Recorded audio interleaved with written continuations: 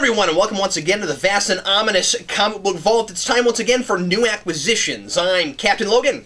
And I am Dan. This week, Dan and I have lots of new books for you. We have tons of stuff we read together, and we have a couple of things that we read separately. We're going to start off with our one DC book together this week, and that is Batman number 18. So we've got some books coming out with the Batman universe, Dan, that's got Requiem at the bottom, because, spoiler alert, we've killed off Damian Wayne, and so, you know, Batman is dealing with the death of Damian Wayne. What I really enjoyed about having Snyder tackle this, and honestly, Dan, considering that happened in Batman Inc., which is a book that doesn't even feel like it's in the same freaking universe as this, I didn't really expect that Snyder was going to do this. I didn't know that we were going to have this kind of blanket umbrella thing where like all these books were gonna do something you know, in memory of Damian Wayne. And the thing that impressed me the most about this is that his name isn't mentioned. I really liked that. I was really surprised at how this issue was handled, and it was handled in such a way that it was sort of atypical to how I thought it was going to be handled, and I really didn't want to read this issue, to be honest, because I was like, oh, we're going to have to deal with Batman being angry about someone dying again, and it's going to be an issue in his head where he's like, oh, I failed, I'm just going to go out and beat up thugs for 24 hours, like we've seen so many times before, and that really wasn't what this was. I really thought it was cool how we were focusing on that Harper Row character, who a lot of people are speculating might become the new Robin. I don't really know how I feel about that right now, but it was sort of like her going to Bruce and validating the existence of Robin, and maybe that he needs people like that in his life to not be, you know, the angry guy that breaks little girls' noses that he is in this issue. Yeah. I thought that was really cool. And one of the things you have to keep in mind is he needs somebody outside to come in and do this, because at the end of the death of the family, everybody's kind of staying away from Bruce Wayne right now. So that's something to keep in mind. I appreciated this almost more on the level of a follow-up to the Harper Row story that we had back in, I think it was 12, somewhere around there. I think it was the Zero issue, actually, wasn't it? I thought it was a number. I thought, but maybe you're right. It was 12 or 13 or something, but I don't remember. But it was right after Court of the Owls, but it was actually set in the middle of Court of the Owls, where he's in the sewer and she finds him and she helps him out. She helps him out. You said before the show, we were talking about this a little bit, that this reminded you a little bit of Tim Drake. What I like about her is that she has a skill set that is very different from most of Batman's you know, sidekick kind of characters. Yeah, I like that she's a little bit more street-wary than some of the Robins, whereas like people like Tim and Dick and Jason, they weren't like. Dick was from the circus. He sort of like he saw like the underbelly of society a little bit, because like, you know, working in a circus contemporarily is sort of a scummy thing stereotypically for a lot of people, and they've dealt with that in New 52, but he wasn't like a guy that was living on the streets with people. Maybe Jason was like that to a little bit of a degree, yeah, but I think sure. Harper Row's a character that, you know, she doesn't have a family, in that one of her parents is still alive, but he's just a scumbag, and I think that's almost worse. And is in jail her parents all the time? Yeah. So I really like that about her. She's unique in that, you know, she's a strong girl. She's good direction, or she thinks she knows what she wants her direction to be, and it's I don't know. She's really interesting to me. I really like how the parallel she has with her father, where she's going out and doing something that's really dangerous despite everyone around her saying no, and hating her father at the same time. It's really good stuff.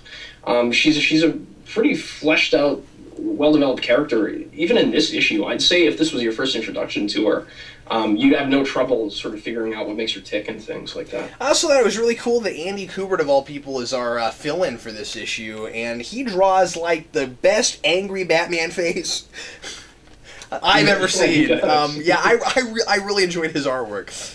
Yeah, for the first couple pages, to be honest, especially the opening page with Harper Row and her brother there, I didn't even realize we had left Capullo until I looked at the credits on the cover. Neither did I. I don't know if this was the same inker that inks Capullo in this book, but I think they did Kubert and all of his collaborators on the colors and the inks here did a really good job of keeping the tone intact of this book. It wasn't jarring, and seeing another artist work on this, where this is a book so defined by the dynamic of these two people working together because they've been doing it together for so long. It's a little weird sometimes when you have other people come in and do it, and I think Kubert was a great choice. Alex Maleev, the guy who worked with Bendis on Daredevil, did the second chapter of this, and I liked his art in here, but I don't think it fit with this book as well stylistically. It definitely jarred me a little bit, yeah. Although I like how he draws Bruce Wayne. I like that his Bruce Wayne face doesn't look like everybody else's Bruce Wayne face. If that makes any sense at all. Yeah, I like the way he drew Batman's cape, too. It was one of those, big flowing capes that you don't really see the end of, and I've always liked that on Batman, personally. Oh, yeah, me too. That's my favorite. That's the classic Brayfogle cape. Yeah, that's what I like. Yeah, exactly. I thought that was really cool. So, all in all, I mean, this is a pretty down-to-earth character issue for Batman to some degree, but it's interesting that we never get in his head. Snyder, I think, does a pretty good job here of,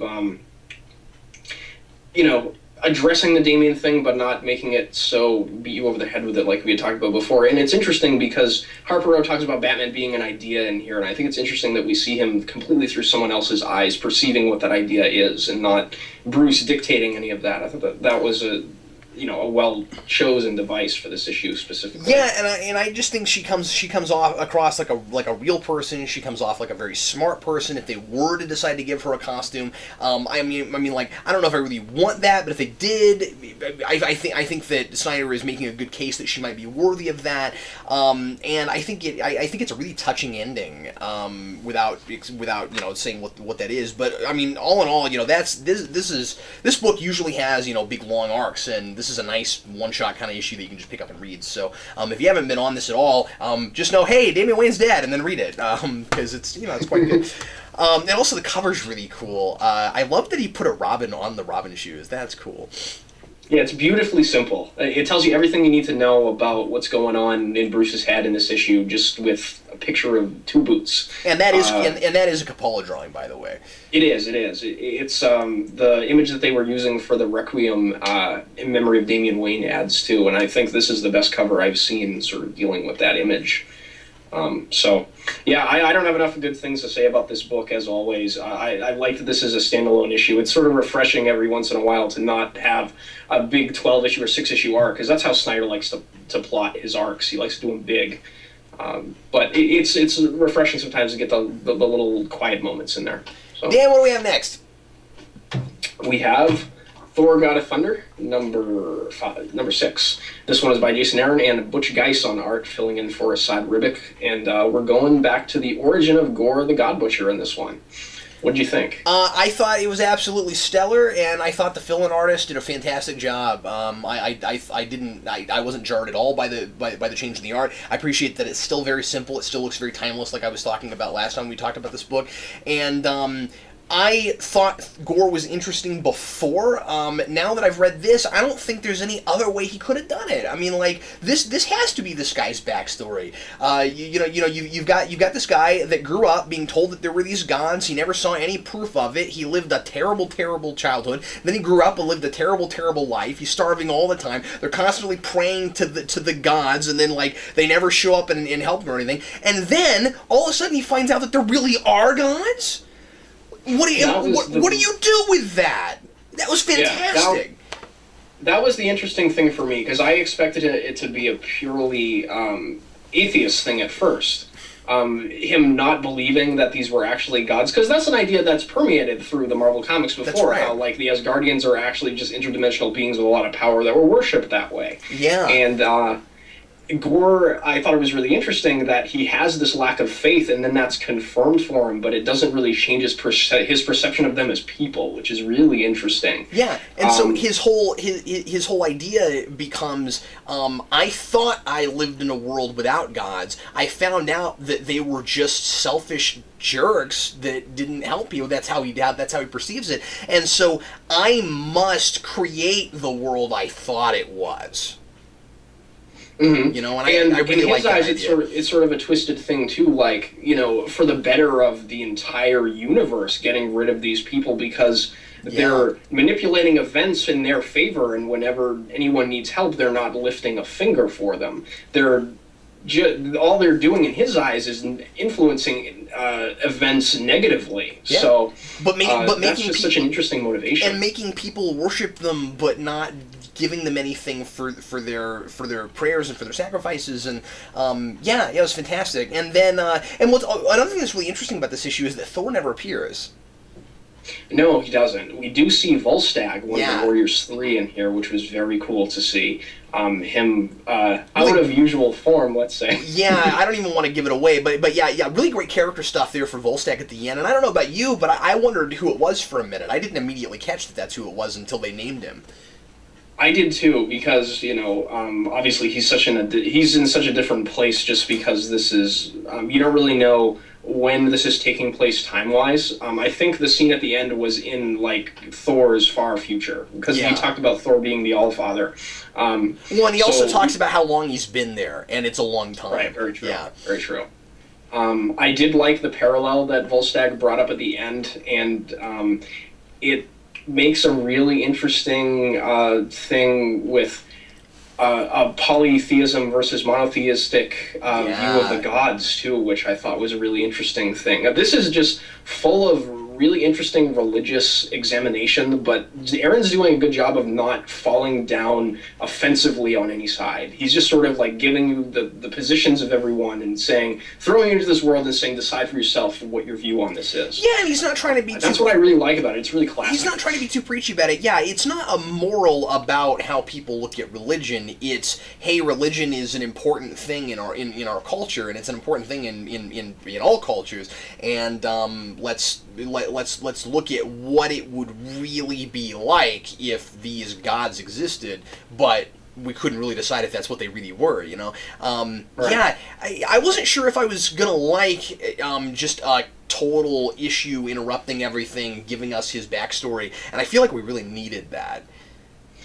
Yeah, I mean, it wasn't completely defying my expectations or anything, because we learned a little bit about this, enough about this guy that you could sort of gather most of what happened here. Like we had mentioned, there were a few surprises. Yeah, sure. But Aaron just does it better than anybody else. But seeing it happen to him made me care more about him, is the thing. Exactly, yeah, I agree with you on that. Seeing those actual scenes, for sure. We and it makes him kind of what it was, but not exactly who, not exactly the personal stuff, and I felt like I got to know that guy. He's a sympathetic villain, and he's also terrifying. Yeah, he is, and we're only 6 issues into this book, and I have to say, Gore is one of my favorite Thor villains. Already, yeah. He's amazing. I credit Aaron not only with taking this book in such a different direction than it was going before, but creating a new character this interesting. When do we see that? Most of the stuff that Marvel and DC are doing now is sort of just homaging things from the past and mining things from there. Aaron's going full speed ahead, so yeah, exactly. One thing I gotta say real quick before we leave this book is that one thing I can't help but keep laughing about, though, is that Gore looks just like Voldemort. Yeah, he kind of does. He's just got the tails on the back of his head. Yeah, and he's got a couple of nostrils but no nose. Yeah, he looks just like Voldemort. Anyway, so obviously Dan and I still loving this book. Go read it. Next up, Age of Ultron, Book 2. A book in which we have a post-apocalyptic future with a bunch of golden Ultrons flying around, people sad and messed up, and nothing happens otherwise. This is an extremely slow book so far, Dan. Yeah, I'm really glad this is getting released weekly. Me too, because I would have no patience for it otherwise. Now let me say, that's not to say that I disliked this, but boy, it's slow. It needs this weekly treatment. Yeah, we had Captain America sitting down sad at the end of last issue, and at the end of this issue, he finally stands up. Yeah, exactly. Spoiler alert! Yeah, we just gave away. And I remember reading that thinking, how am I going to tackle this? Because I have to be really careful not to call that a reveal. No, really, that happens. And I mean, as cool as that image was, did you need to see it 3 times in this issue? No, you didn't. And I think the scenes with Black Widow and Moon Knight, while there was some cool character stuff with them, I felt as if, and maybe, I don't know if you agree with me on this, but we already had established what was going on in this world. Ultron was attacking people. The heroes were on the run. There was a band of them that they were in contact with. You knew there was still some people out there. I don't really think that we needed those scenes with them sort of reestablishing what it's like on the West Coast, because it's pretty much the same thing that's going on the East Coast. The superheroes are all, almost wiped out and the city is destroyed. It wasn't all that much different, other than we know Nick Fury's still alive. Yeah, I wasn't 100% sure what the point of those scenes were, except just, again, to give us more of a sense of this is how bad off the world is. If the idea was supposed to be like this state of the world has pushed these characters so far, you didn't use the right characters. You've got Moon Knight and you've got Black Widow, who are kind of on the fringe anyway a lot of the time, right? Like these are not the most non-violent superheroes you could have put in that situation. So I sort of wondered that. I was like, oh, Black Widow is threatening someone. Oh, okay, Moon Knight is sniping someone. And it's just like, that wasn't, not that Moon Knight's necessarily a character that's just always running around sniping people, but I'm just saying, like if you saw Spider-Man do that, that'd be a thing. But Moon Knight, I don't know. Maybe I'm not getting the point, but I didn't really get the point of that.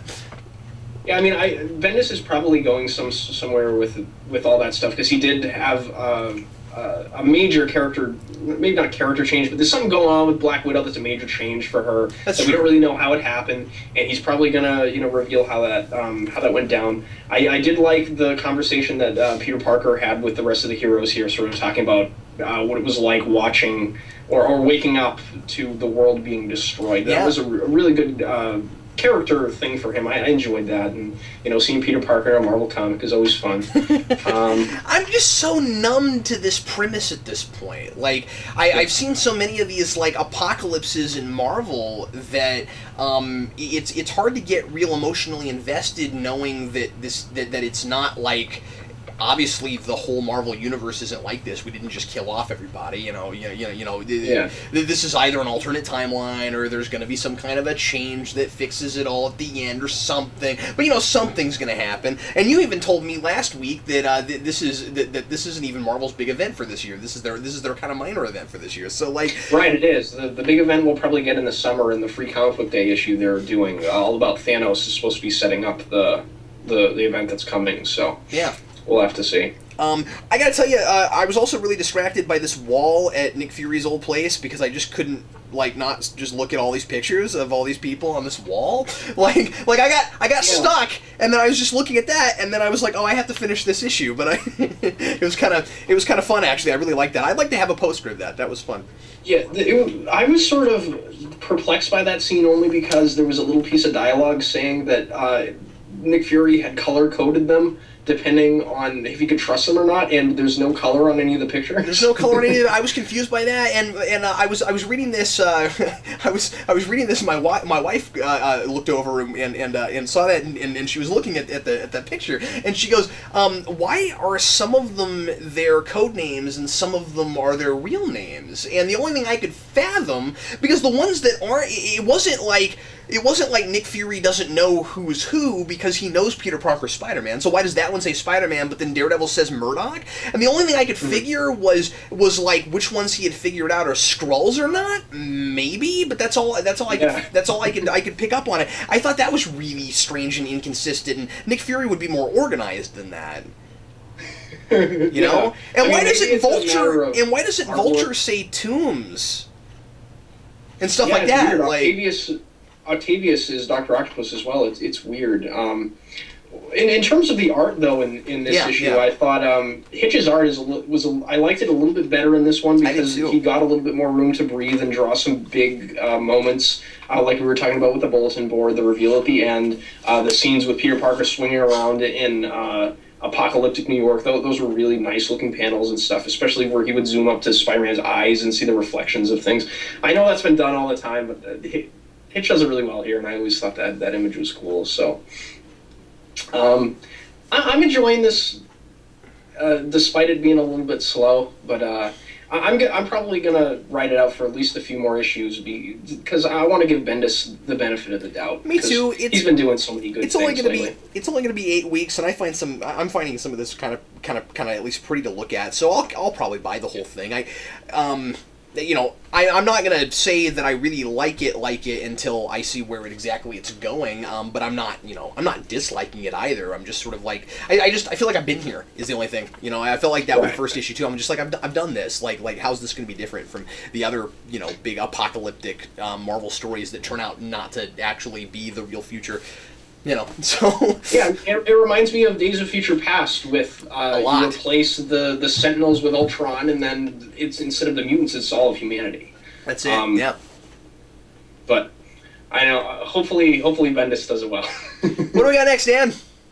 Speaking of Bendis. Oh, we're always speaking of Bendis, Dan. We are. It seems like. Huh? This is Uncanny X-Men #3 by Brian Michael Bendis and Chris Bachalo. Yeah, man. And first of all, this cover is awesome. I love Magneto. Magneto doing cool stuff on a cover. That's always cool with me.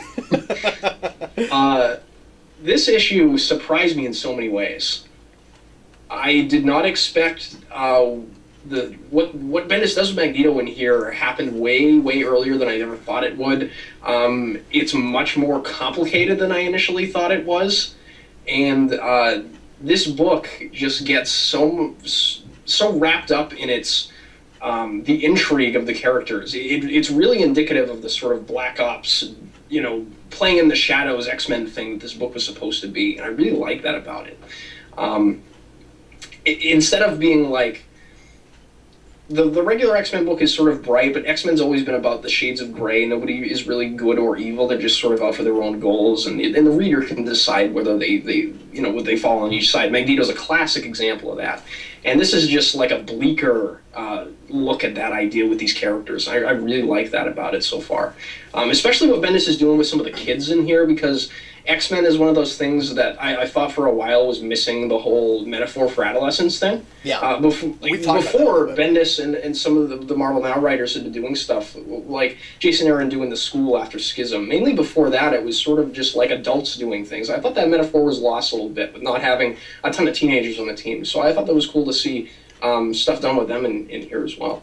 Well, and also when we had that long status quo where you had very, very few mutants, it was hard to do a lot of that X-Men used to be. And, we've talked a whole lot about how bringing that status quo back where there's suddenly all these mutants, not just that we have a lot of mutants again, but that we have a bunch that are just suddenly realizing that they're mutants. It brings all of those things back to the forefront, but now we're making it about the whole Marvel Universe and not pretending like X-Men is in a pocket like it used to be. And so we have to deal with things like you've got the Avengers and they're not all mutants, and they despite themselves have a difficult time seeing mutants as the race that they like to look at themselves as, and that sort of thing. And you've got, it's funny because like right in the middle of this, all of a sudden it's like AVX all over again for a minute. I think I would have been disappointed had it not gone there, because Captain America's not going to back down from Cyclops after what he did to Xavier. That's not going to happen. And yet, Bendis is doing a fantastic job of making it difficult for me to decide who exactly to root for. When you and I interviewed, when we sat down and spoke to AVX, when you and I reviewed AVX, you and I were almost on opposing sides. Where I was like, well, Cyclops is clearly the bad guy, and you were like, well, I'm not sure if he is, and now I'm not sure if he is. I had huge issues with him in AVX, and I still obviously have issues with him, but he's also sort of got a point. He said something in this issue that that made me appreciate his stance a lot more, which was he's not doing just the straight up Magneto, it's mutants versus humans, it's that black and white. He has a line where he says, you humans that are standing with us, we'll fight for you too. And he's not that far removed from what he used to be. It's almost as if from his perspective, a lot of the other mutants have gone the other direction where they're almost just apathetic about it now. Like they're not even thinking about it in the same terms as they used to, and yet there's a lot of real scary physical proof that humans find out there are mutants and they're going to go arrest them on sight. What do we do? But, I mean, I'm not, like, 100% in his camp. I still think that it's a little scary to see the guy who killed Charles Xavier leading a team. I don't like that. That's supposed to make me cringe, and it does make me cringe. And I also like that Magneto is questioning it. Magneto here... And by the way, how impressive is it how he's manipulating freaking everyone? And so impressive. And Magneto has this line where he's like, well, Cyclops, you keep calling yourself the leader. I don't remember taking a vote, and I think it's important that he wasn't one of the Phoenix Five. But yeah, this is complicated. I could do probably 20 minutes just talking about this single issue. My goodness, is this complex? Yeah, I agree 100%, and. I loved the comparison between Cyclops and Cap here, and the Avengers and the X-Men in general, that we didn't really get a whole lot of it in AVX, where Cyclops was talking about how the Avengers are warriors. They're just like a response team to be pointed in the direction of whoever's deciding what their cause is. And the X-Men are, as he views them now, revolutionaries, where, like, he's not sympathetic to Wolverine's cause, because in his eyes, he's just taking a bunch of kids, sitting them in a classroom, and they're not really fighting for anything. There's all these problems, and they're not addressing them. And that makes you a lot more sympathetic to his case. It's fantastic stuff. I can't say enough good things about Bendis' X-Men line. This is probably the best X-Men has been in a very long time, let's say. Yeah, I mean, I'm in a place now where X-Men's one of, if not my favorite Marvel thing I'm reading, and I don't usually have this much X-Men on my pull list, but I've got to buy these. I've got to have, because I know I will go back and reread these. They're that good, and I think this is going to go down in history as a really, really pivotal one. These two books together, and how impressive is it too that Bendis is able to make these books have such different tones and yet feel extremely important to get together. Like I can't imagine just reading one of these books and yet they have very different tones. Yeah, I really like that about it, and I like that. This book is mainly a story about Scott Summers, and All New X-Men is mainly a story about Jean Grey. And those are the two sort of pivotal characters that have always been the main characters of X-Men. I like that we're getting back to that, and he found a way to bring Jean Grey back that wasn't contrived or anything. I mean, it was a little bit, but it's not standard bring her back from the dead thing. I really appreciate it. Well, it helps that if you want to call it a contrivance, he at least contrived a way to bring back a bunch of them and not just one. I mean, like, right. It wasn't just for her. But yeah, I am just so impressed with this. I saw an interview with Bendis where he said that he went back and reread everything X-Men in preparation for writing this stuff, and any character that he brings into a book here, he has spot on. It comes off on the page so well. This guy knows his stuff. I can't wait for the next issue. I wish it would come out now. So, speaking of, well, the nice thing is these things seem to come out almost every week now. It seems like we've got X-Men almost every week right now. Speaking of X-Men, let's talk now, Dan, about Wolverine #1 by Paul Cornell and Alan Davis. So, wow, I didn't think I was going to care about this book, and it was really interesting, and it was fun, but also not fun at the same time. This is classic Wolverine, dude. This is like early '90s. This is like late '80s, early '90s Wolverine. This is what I remember Wolverine being when I was reading Wolverine as a kid. Yeah, this is sort of a return to form for me with Wolverine. His powers are a little bit scaled down so that he's not healing from all of his flesh being burned off of his bones or anything like that. It takes him a little time to heal. He has weakness.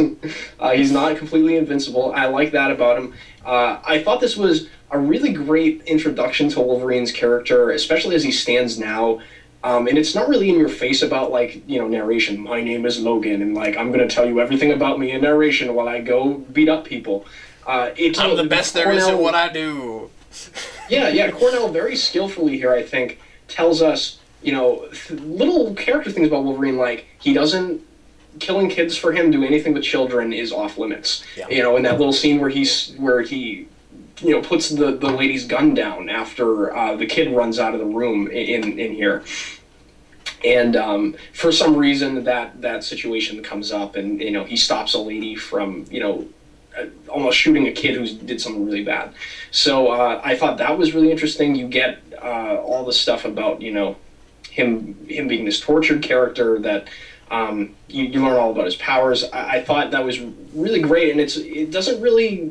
It's just like a one scene for 22 pages, really, right? Yeah. He gets in like one fight. I always enjoy a story that that opens up this simply. Wolverine's out getting coffee.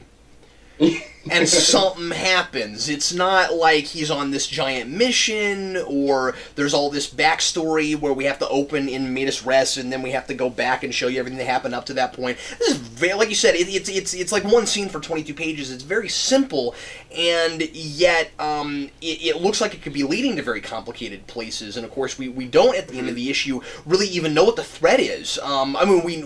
We saw something very threatening happen, but we don't know what the cause is of it yet. It's a nice mystery. But it's not like a detective sort of mystery. It's not like Wolverine's got to go solve this big detective thing. It's like like people are going crazy and killing people, and Wolverine's got to find out why. That's a classic comic thing. Everything in this is something I've seen before, and it's presented in a way that I felt like I hadn't necessarily seen before. I felt like I was reading something unique, and then I got to the end of it and went, I've seen all of this individually before, and that was impressive to me. I'm not sure if I've ever seen Cornell write this character. I'm not so sure either, because I just know that Cornell has a really good track record. I haven't read his Action Comics run with Lex Luthor. I haven't read. He did a really acclaimed run on Captain Britain for Marvel that a lot of people really love. That I haven't read, but I wanted to give this a shot because I love Alan Davis. He's one of my favorite artists, and I really enjoyed his art in here. But I figured, a good writer taking on Wolverine, after Jason Aaron, this would be the guy to do it. I'd give it to. Yeah, you're right, and I loved Cornell's run on Action. His Lex Luthor was fantastic, and this is such a different kind of book. He's clearly a very broad scoping kind of writer. He can do a lot of different sorts of things. So. Oh yeah, definitely. And did you like Alan Davis's art in here? I'm curious if you enjoyed it or not. When I first flipped it open, I actually flipped it open at the store, and I went, I don't really care for this. And then I read it in digital, and I thought it was fantastic as I went along. It's one of those things where like just looking at it, I didn't care for it, and then reading it with the writing, I felt like it fit really well with what Cornell was doing. It's not too splashy, but then when there are big action things, it's dynamic enough. So yeah, I thought it was great.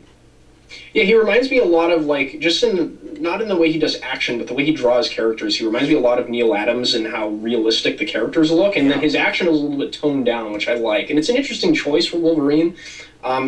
Seeing as Davis has a long history with the X-Men. He drew, like, Excalibur back when that first launched with Claremont. So I was excited to see him do a Wolverine book. It's very cool. I'm actually, I don't really read Wolverine, make a point to go out and buy Wolverine books just because it's Wolverine, but this is one I might stick with. I enjoyed this quite a bit. Yeah, I'm thinking I will too. At least through this first arc, and I also I always say I also really appreciate that they tell us at the beginning it's part 1 of 4. They tell us how long the arc is going to be, so if you don't necessarily want to wait it out past that, and you just want to read this story, you know how long it is. I always appreciate when they do that too. Yeah, I thought it was great. Yeah. I highly recommend this if you're kind of worried about it because you're like, oh, Wolverine's overexposed, he has too many books. This is actually worth reading. Yeah, I thought so too. It was really interesting. Well, Dan, what do you have to start us off with the singles, man? Speaking of Wolverine and Jason Aaron, I have Wolverine and the X-Men, number 26, by Jason Aaron. And I think the artist's name is Ramon Perez. Yes, Ramon Perez. This is... for people who've read Wolverine Origin, which I haven't, this is the return of Wolverine's brother, Dog, as a Wolverine pseudo-villain kind of thing. This was actually really interesting because it flashes back to Wolverine Origin, and like I said, I haven't read that, so I don't know how much of that was Jason Aaron just rewriting scenes from it or doing or filling in gaps and things. But it goes over sort of like, what makes this guy tick, his little origin, what his relationship with Wolverine is, and he has this really interesting thing where he doesn't think Wolverine's students are being trained in survival as well as they could be because Wolverine never lived the childhood of turmoil and trying to do everything he could to survive as a child. He can't really relate to that. He can only relate to it in an adult sense. And his brother grew up with an abusive father. He called him a dog, treated like one. He would beat him. He lived out in the woods, in the snow at some points, which Logan did later on. But Logan, before he discovered he had powers and things, he was a sickly kid of a rich family. Like he didn't have to deal with any of that stuff. So that's why Dog is coming here, and that's the main crux of the character things going on here, is them talking about what it is that makes you apt to survive, what makes you a man, what makes you a beast, that sort of thing. I thought that was really interesting. It's classic Wolverine stuff, and bringing back an old character and doing new things with him was always cool with me. This arc I hadn't been enjoying as much before this. But now with this issue, it was really good character stuff. I'm on board again. He was sort of losing me because it was just like him doing goofy things in the Savage Land. I was like, all right, this is fun. Let's get to a point here. And it looks like he's actually going somewhere, which I should have expected because it's Jason Aaron. But I recommend this one. It's pretty good. If you've been on the series so far, it doesn't disappoint. So. It's nice to hear him doing something character-wise for Wolverine that goes back to his origin a little bit in Wolverine and the X-Men. I like that because that's an ensemble book, but his name's in the title, so it's kind of nice to see him. He's the leader of that team. He's the front runner. He's the Captain Picard of his starship. It's kind of nice to see him do actually do a character thing with him like that. Yeah, it is, because Jason Aaron hadn't really been doing a ton with him. He had just been sort of a presence in the background. The guy that runs the school, and Kitty Pryde had really been the one that was, teaching the kids and things. So it was good to get a little, character piece for him. Well, real briefly, Dan, I'll talk about Spawn number 229, and this issue is mostly us finding out that Spawn's the symbiote, the Spawn costume has been kind of in charge for a while now. I had been complaining early on in this run from a few issues after 200 that I was really liking Jim Downing, and then suddenly he started talking like Al Simmons, and that's just never good. I mean, he was talking, like you suddenly just getting really angry about things. And just like yelling at people and being like really quick to freak out about stuff when you have more of a level head before that, and I was sort of annoyed about that. And now we're starting to get the sense that maybe that was more because of the costume. And keep in mind that Jim Downing didn't die. Jim Downing is a real flesh and blood person that is bonded with the Spawn costume, and so it's a different sort of relationship. And the Spawn costume doesn't like Jim Downing, and doesn't like the fact that Jim Downing wants to use it to just heal people and help people and do good things with it. It's got its own agenda, and it's finally starting to deliver a little bit on that agenda. And I like that it's finally going there. It's way too late for me. I wish it had started going here about 15-20 issues ago, but that's par for the course with Spawn. And so I enjoyed that about it, but it's still a little bit slow in the storytelling department. But it's still really a lot of really fun art from Kurdansky, and that's pretty much the thing I latched onto. There's some little subplot stuff that I won't go into, but all of that worked, and also Jim Downing doesn't seem to know whenever the costume is doing things necessarily. Like it'll take him over and run off and do something horrible, and Jim Downing will never know about it. And, so I kind of like that. I have Star Wars number 3. This one is by Brian Wood and Carlos Danda on artwork, and I'm really enjoying this book. For those who don't know, this is the Star Wars book that takes place after A New Hope, and it just sort of goes forward. So this is basically a character issue for Luke Skywalker and sort of Princess Leia. Luke Skywalker, this is sort of him dealing with the inflated ego he has after blowing up the Death Star, finally achieving the glory that he was seeking throughout the A New Hope film. When he was on Tatooine, he was sort of longing for direction, that sort of thing. So he finally gets that, and we're sort of examining how that affects him as a person, finally achieving that. And he's really cocky. He gets into the relationship with this woman here that's sort of a shallow relationship that messes with his rebellion duties, and Leia gets mad about it and is really harsh on him. And she's really confused as to if she's has feelings for Luke and that's why she's so angry, or whether or not it's just because he's screwing up his duties for rebellion and she's so invested in this project that they're doing right now, and being a covert team in combating the Empire and things like that. So all that stuff's really interesting. Wood's doing a good job with their relationship in that he's not making the brother-sister thing with them in that relationship too close to the point where it'd be kind of creepy, because they don't know their brother and sister yet, but there's still that romantic tension there that was there in A New Hope when he saved her and it was kissing her and things in that movie. Even before that, in Empire, they had a somewhat romantic kiss. So all that stuff's really interesting there. He's handling that relationship really well. We get some cool stuff with Han Solo going on a solo adventure with Chewbacca the Coruscant, and that's fun. It's not like really deep on character stuff or anything, but it's just fun to see Han Solo going around shooting things and saying witty dialogue. That's always fun. Darth Vader is also in this issue. He wasn't in the last issue, but he's in here again. Dealing with, again, the fallout of New Hope, destroying the Death Star. He's being subjugated. He got demoted by the Emperor, and we see him get appointed to his new command here, which is interesting given the repercussions that we see in the rest of the films moving forward. So all that stuff's really interesting. I really like this book in general. It's really strong on characterization and taking the characters in places that are logical, but we haven't really seen before. I never really considered how many character things that Empire just skips over when it skips over in time, but there's a lot here, and things to take the characters, so I'm really enjoying this book. If you're a Star Wars fan, I think this is the one book, if any, that you need to be reading, so highly recommended from me. Yeah, that all sounds fantastic. I read the first issue and I haven't read past it, but I really liked that, and everything you're saying sounds really good. When I first heard about that book, I was like, really? You're gonna do stuff like in between the first two films? Like, how much could you possibly? I didn't realize how much time passed between those. I mean, like there is a little bit more that ought to be focused on. Yeah, it's really strange how I had never, or people in general didn't really think about that. It was just kind of like, oh, let's blow some stuff up. This is fun. The last thing I want to mention real quick is Batman Arkham Unhinged number 12, of course, by Derek Friedhoffs, and art this time by Jeremy Rapak. This is about Mayor Sharp being thrown into Arkham City, which happens inside the video game.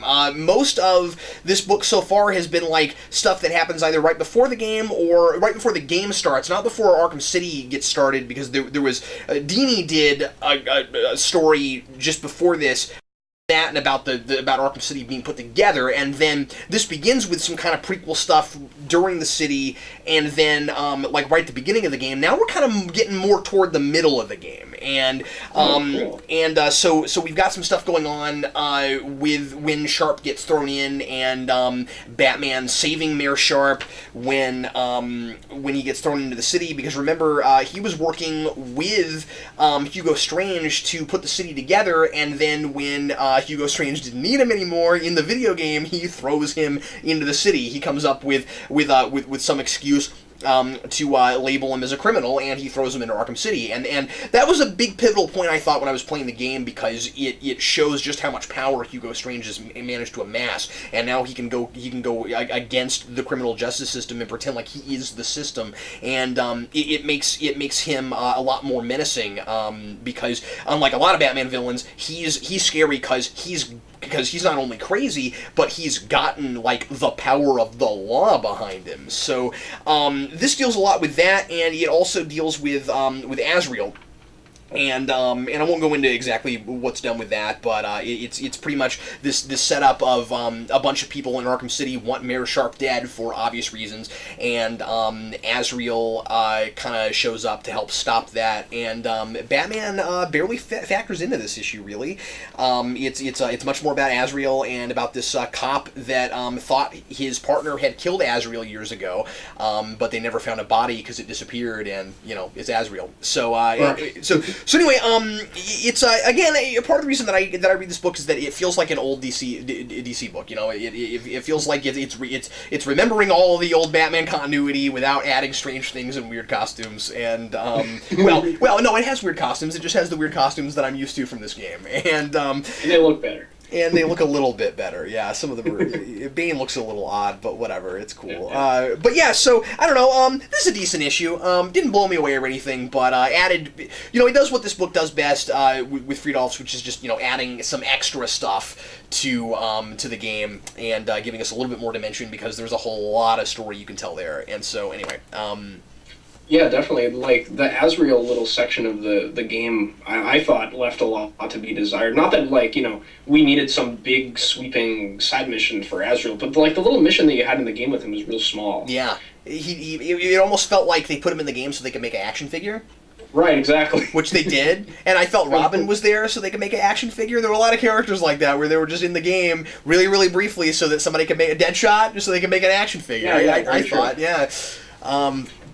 But yeah, that's cool that they're expanding on it in the comic. Is what I was sort of saying. That's awesome. I might have to check that out because Azrael looks really cool in that game. They're putting these in trade, believe it or not. Even though it was digital first, I'm surprised by that. Yeah, they went digital, then they went this, and then I guess they're going in trade. Well, that's great to hear. But anyway, that's all I got for this week, Dan. And I think next week is going to be another pretty big week. I know I've got quite a few books, so I'm looking forward to that. And I think we've got 2 Ninja Turtle books next week, Dan. Oh, heck yeah. I cannot wait for that, dude. That's going to be really exciting. Anyway, overall, I thought it was a pretty decent week. I liked everything pretty well. Yeah, I mean, I enjoyed everything I bought and read. It was a pretty good week. Nothing... It wasn't like, every book on the stack was blowing me away, but everything was pretty solid, I have to say, yeah. Well, everybody, thanks as always for watching New Acquisitions. We'll see you again next Friday. And if there's anything you ever want to send us to review on the Comic Vault, you can always send that to our P.O. Box. That's Geekvolution, P.O. Box 14183, Lenexa, Kansas 66285. And like I said, we'll see you next week. I'm Captain Logan. I'm Dan. Happy reading.